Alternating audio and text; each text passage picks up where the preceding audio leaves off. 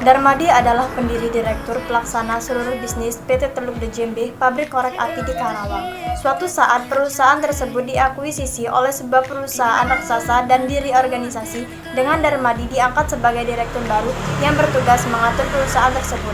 Hal ini dilakukannya dengan berat hati, karena selama ini ia menjalankan usahanya secara informal. Setelah setahun menyelesaikan sendiri banyak permasalahan lintas departemen dan bekerja 12 hingga 14 jam sehari, Darmadi menyadari bahwa penjualan menurun, keuntungan menyusut, dan banyak karyawan yang keluar dari perusahaan.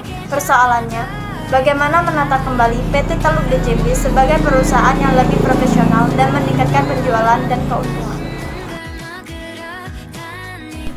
Seandainya saudara adalah seorang konsultan untuk menaikkan lagi tingkat penjualan dan laba, koordinasi apa dan bagaimana yang seharusnya dilakukan? Mengapa koordinasi penting untuk dilaksanakan?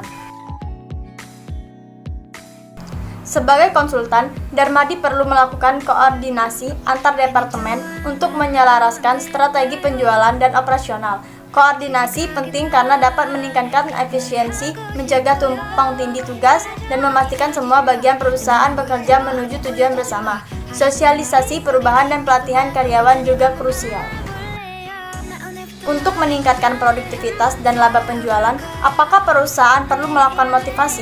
Tujuan apa yang diharapkan perusahaan dalam memberikan motivasi? Alat-alat motivasi dan jenis motivasi apa yang sebaiknya diberikan? Kendala-kendala apa yang dihadapi dalam memberikan motivasi tersebut? Motivasi diperlukan untuk meningkatkan produktivitas dan laba penjualan.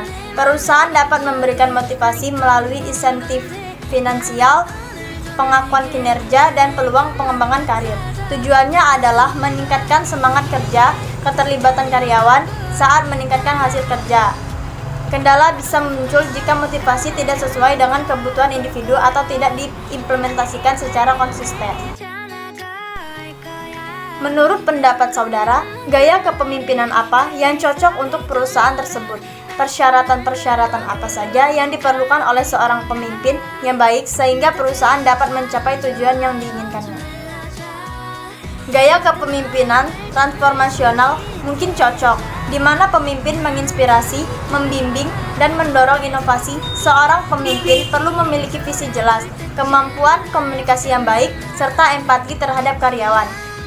Kesadaran akan perubahan pasar, kebijakan yang mendukung perkembangan karyawan, dan kemampuan pengambilan keputusan strategi juga penting dalam mencapai tujuan perusahaan.